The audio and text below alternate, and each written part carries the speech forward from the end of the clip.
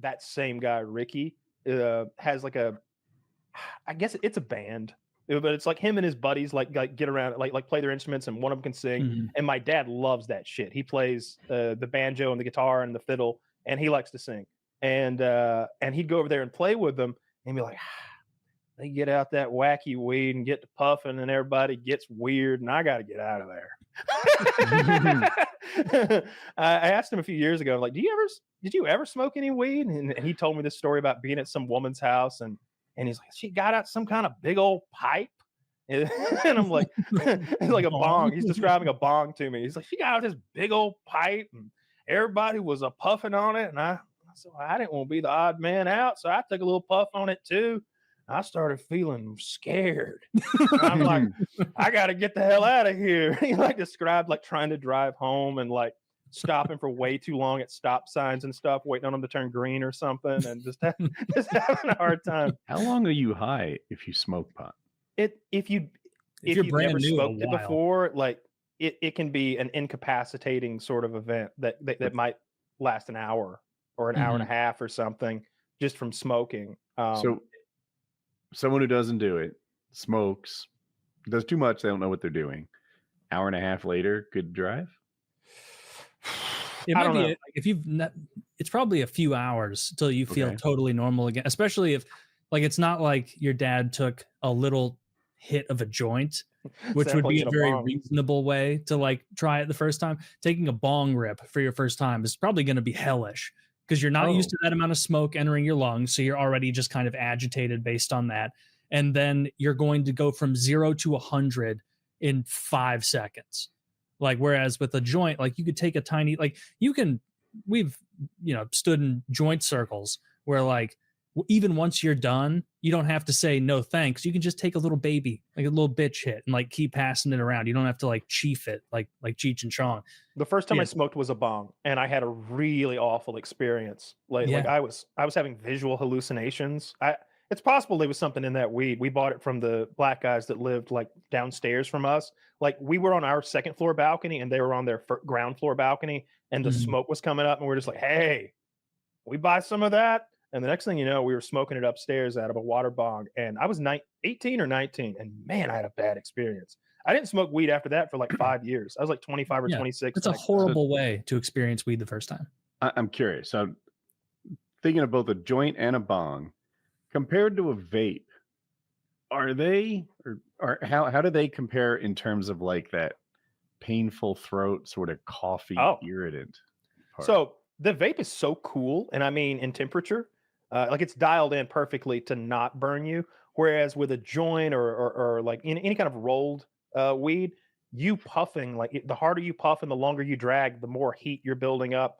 And like, if you're not a smoker, you might inhale too quickly or too wrong, or you might go straight from it to your lungs rather than creating like a puff of smoke in your mouth that you I did the vape inhale. in Colorado. Like I've done that a little bit, but it was unpleasant.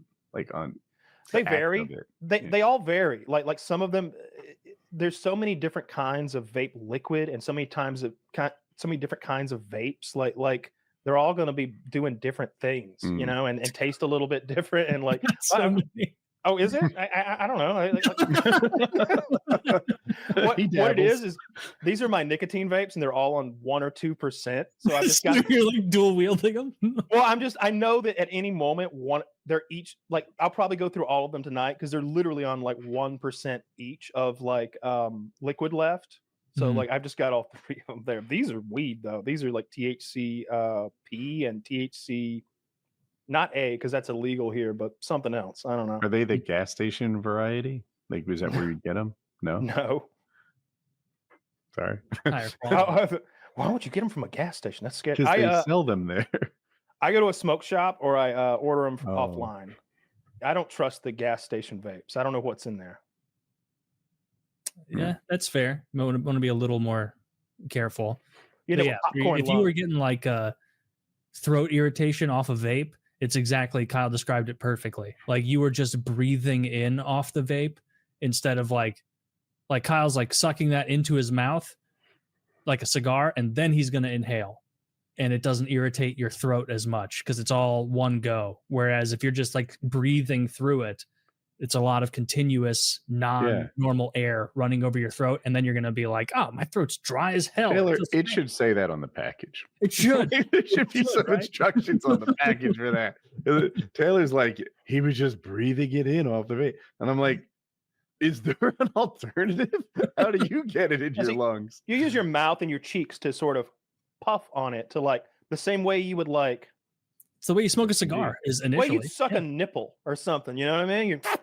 You're sucking on, and then you've got some smoke in your mouth now, in your and like you make your mouth like a cooling chamber for all that vape. Can you tell the story again? Make it a toe. Yeah. All right. So he's sucking on his toe. What's that sound like? Like. And then.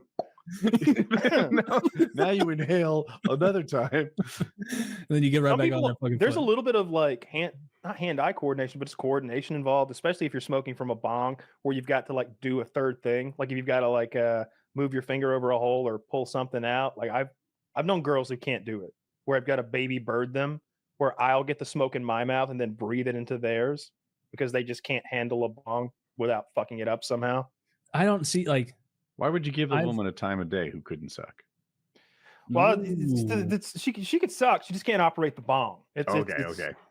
And they're very easy to operate. I've had that too, where like you basically have to hold the bong for her and then light it, and then you mete out the correct hit size, and then you remove the thing, and then you say inhale. It's not. I mean, if she can't do that, my God.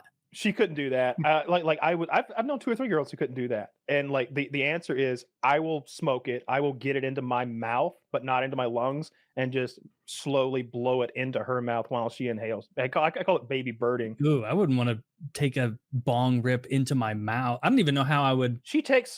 Why? I don't know how I would breathe a bong rip in through my mouth. Like you can't cigar smoke that in. Like you have to inhale to clear everything out, and then it's not in your mouth anymore. And I've always had the idea of like, if you're baby birding someone, my lungs are somehow sucking up most of the THC, and then they're going to get some neutered version of it. So I would do it with dabs a lot too. So and that's the other thing. Like a girl on a dab rig is a little extra sketchy because you're using a blowtorch and you've got a nail instead of a bowl, and so that nail is getting. Yeah. You're turning a piece of titanium to 400 degrees, and then you've got it 3 inches from your fist, and then you've also got to handle the hand-eye coordination and all that stuff. So that is. I have gotten really high before, and I'm still holding the bong, and my grip loosens because I'm baked out of my mind, and the bong rotates in my hand, and the nail hits the back of my hand, and it's 400 degrees. So then you wake up. I had a nasty burn here one time. It only happened once. That was my experience with like dabs. Is college was the first time I saw those, and I was always sketched out by them because obviously there's a blowtorch there, and this is weed, so that intensifies it a bit. And also, it was without a doubt my dumbest friend who was into it, like who wanted us to all do it. It's like, I don't know, man. Regular weed seems pretty fine.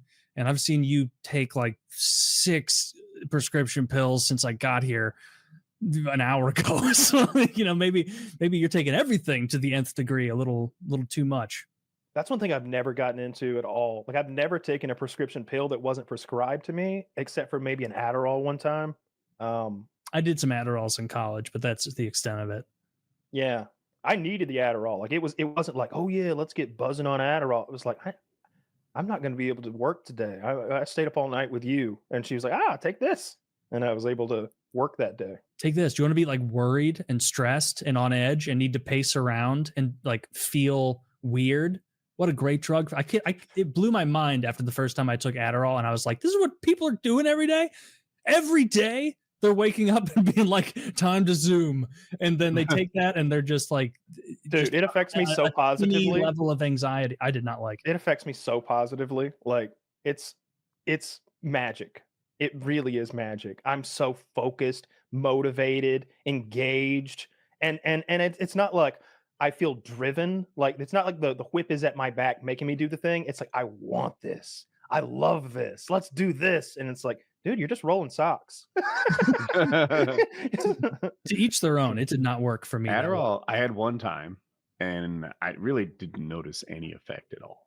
And but I have taken a drug that wasn't assigned to me once. I'm one of those guys who's had strep throat like so many times. I can self-diagnose this accurately. It riddled my childhood. I just know, and I've left it untreated before to where it got really bad, couldn't swallow, had a hard time breathing. I know where it goes, and I'm like, I have strep throat. I clearly have strep throat. I know what's up. So I'm looking around for like unfinished prescriptions. Huh. This dog already died. Like, we got like canine amoxicillin just sitting around. All those cillins do the same thing, right? Yep. Well, I guess the dog was a little bigger than me. I can cut pieces off though. It is human doses, so that's what I did, and it helped. That's awesome. That would work for sure. Yeah. I don't think there's any difference in antibiotics between pets and people. That's why that aquarium stuff works. Yeah, I'm trying to remember which one. I have heard people like preppers stockpiling with like veterinary antibiotics and things, because I guess it's literally like, yeah, this is just penicillin. Like it's the same shit. Who had, I don't remember what her certification was. She was like a vet tech assistant, but she had access to the goods. What kind of goods? Like just fun goods or healthy goods? Anything. I've never been interested in ketamine, but I bet she could have gotten us some. Like I felt like it seemed like she had access, because I remember I needed antibiotics once, and she was like, "Oh, I got that. I can get that from the clinic." Ketamine? Are there like racehorses working their way through depression? So it's a tranquilizer. It's ketamine is literally used as like a cat and dog tranquilizer for surgeries.